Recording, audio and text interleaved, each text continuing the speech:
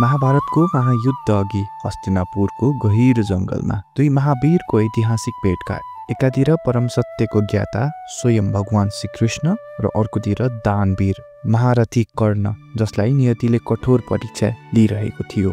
के थियो त्यो संवाद जसले युद्धको दिशा परिवर्तन गर्न सक्यो? कृष्णले कर्णलाई कुन सत्य बताए?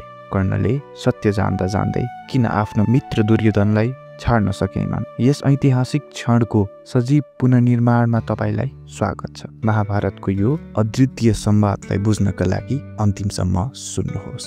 यो परिवेश हो महाभारत युद्ध हुनुभन्दा अघिल्लो दिन। भगवान श्री कृष्ण हस्तिनापुरका महामन्त्री विदुरसँग गफ गर्दै थिए। अचानक अंगराज कर्ण त्यहाँ आइपुगे। एकअर्कालाई नमस्कार र आदर सत्कार चल्यो। त्यस्तैमा भगवान श्री कृष्णले कर्णलाई सोध्नुभयो, हे अंगराज कर्ण, तिमी हामीलाई भेट्न आयौ कि अचानक देखेर रोकियो? कर्ण, हे भगवान, हजुर हिजो शान्ति दूत बनेर हस्तिनापुर आउँदा मेरो मित्र दुर्योधनले गरेको अभद्र व्यवहारका लागि क्षमा माग्न आएको हुँ। कृष्णले भन्छन्, आफ्नो असभ्यताको लागि मनुष्यले स्वयंसँग क्षमा माग्नुपर्छ। अपमान मेरो होइन, अपमान त दुर्योधनको भयो, हस्तिनापुर राजसभाको भयो। यसमा मैले क्षमा दिनुपर्ने केही छैन। त्यही पनि यदि साँच्चै क्षमा माग्न आएको भए थोरै समय मेरो रथमा मसँग हिँड। कर्ण, यो मेरो सौभाग्य हो, तर कृपा गरी मलाई रथको सारथी बन्न अवसर दिनुहोला। कृष्ण, हुन्छ, तर एउटा शर्त छ, सारथी बनेर यो रथलाई दुर्योधनको शिविरमा लान पाउने छैन। कर्ण, हजुरको आज्ञा बिना भला कोही हजुरलाई कहाँ लान सक्छ र? कर्ण र कृष्ण केही परसम्म रथमा पुग्छन् अनि कृष्णले भन्नुहुन्छ, रथ रोक कर्ण, तिमीलाई आश्चर्य लाग्दो हो यो कृष्णले मलाई किन यहाँसम्म ल्यायो भनेर। कर्णले भन्छन्, हजुरको ठाउँमा अरू कोही भएको भए आश्चर्य लाग्दो हो, हजुर त कसैको आश्चर्यको सीमा भन्दा बाहिर हुनुहुन्छ। कृष्ण, हे राधे, तिमी एक उत्तम व्यक्ति हौ। तिमीले जुन विषयलाई धर्म मान्यौ त्यसलाई पूर्ण रूपमा निभाउँछौ। फेरि दुर्योधनको शिविरमा के गरिरहेको छौ? धर्मको एक पक्षको ज्ञान राख्ने मान्छे हौ तिमी। तिमीलाई अवश्य थाहा छ दुर्योधनको मार्ग असत्यको मार्ग हो, र पनि तिमी दुर्योधनको पक्षमा किन बसिरहेको छौ? कर्ण, हे वासुदेव, मेरो र दुर्योधनको सम्बन्धको आधार धर्म होइन।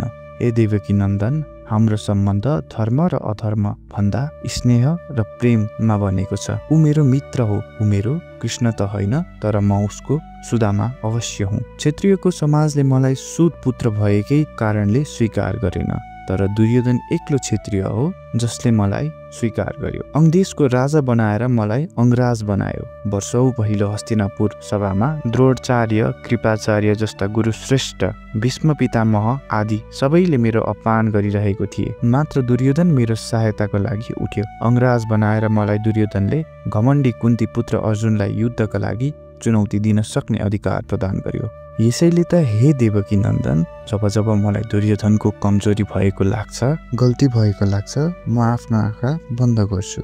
यो संसारमा मलाई दुईवटा कुरा सबैभन्दा प्रिय छन्। एक मेरो मित्र दुर्योधन र दोस्रो ती देवी जसले मलाई जन्म त दिइन्, तर उनी मेरो लागि ती माता भन्दा बढी प्रिय छन्, जसले मलाई जन्म दिएर त्यागी दिएकी थिइन्। म दुखी भए भने यी दुईको दुःख देखेर दुखी हुन्छु र खुसी पनि यी दुईलाई देखेरै हुन्छु। मेरो आफ्नो कुनै दुःख पनि छैन र खुसी पनि छैन। मलाई मेरो जीवनसँग कुनै लगाव छैन, तर म जबसम्म जीवित रहन्छु मेरो हृदयमा यी दुईको बाहेक अरू कसैको स्थान बन्ने छैन। हे नन्दन, आज हजुर किन मेरो अतीततिर जानुभयो? म त स्वयं त्यतातिर कहिले जाँदिन। विगतको कुरा गर्नुभन्दा वर्तमानको कुरा गर्नु वासुदेव, वर्तमानको।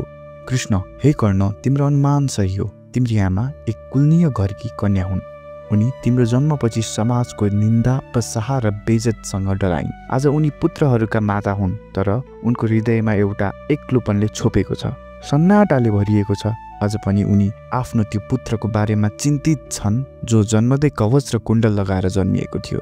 कर्ण, हजुरले भन्न खोजेको के हो? कृष्ण, के म सुतपुत्र होइन? के म क्षत्रिय हुँ? के मैले अनुमान गरे चाहिँ हजुरले मेरो मातालाई चिन्नु भएको छ, जान्नु भएको छ? कृष्ण, हो कर्ण, मैले उहाँलाई चिनेको छु। कर्ण, हे वासुदेव, कि मेरी आमा अझै जीवित हुनुहुन्छ? कृष्ण, हो, उहाँ अझै जीवित हुनुहुन्छ। कर्ण, के म उहाँको दर्शन गर्न सक्छु? मलाई मेरो परिचय दिलाउनुहोस्। कृष्ण, हे दानवीर, हे महारथी, के तिमीलाई सत्य सहन सक्छौ?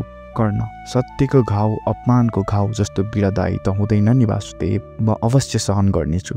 कृष्ण, तिम्री माता तिमी बाहेक अरू 5 महारथीहरूको आमा हुन् जसले आजसम्म पराजयको स्वाद चाखेको छैन, जो सदा विजयी छन्। कर्ण, 5 महारथी?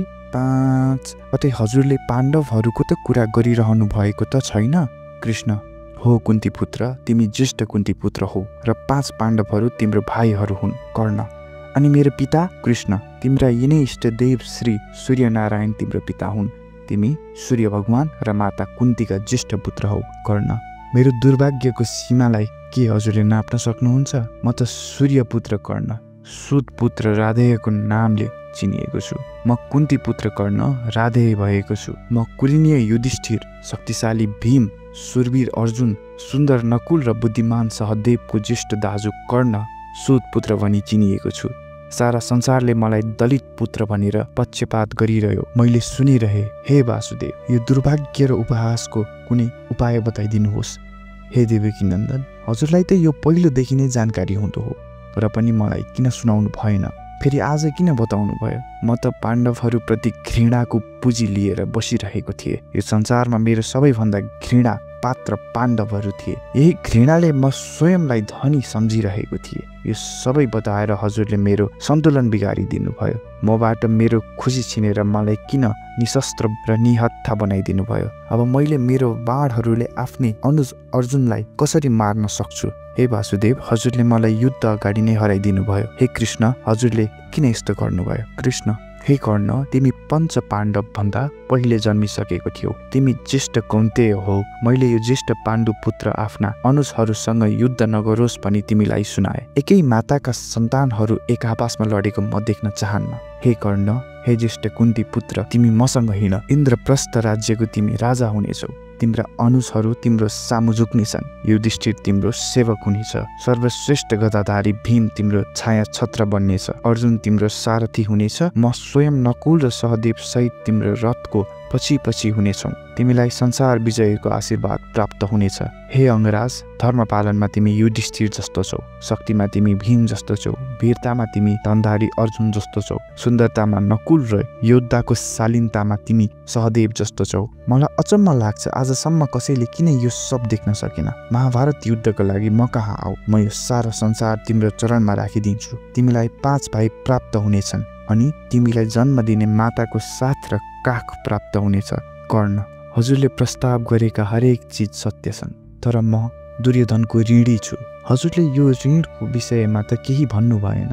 हे केशव, मैले हजुरका लागि पनि स्वयंसँग झुटो बोल्न सक्दिनँ। मलाई थाहा छ पाण्डवहरू हजुरको छत्रछायामा छन्। उनीहरूलाई हजुरको साथ रहेसम्म कसैले हराउन सक्दैन। मलाई थाहा छ कौरवहरूले यो युद्ध हार्नेछन्, र पनि म दुर्योधनकै झण्डा मुनि युद्ध लड्नेछु।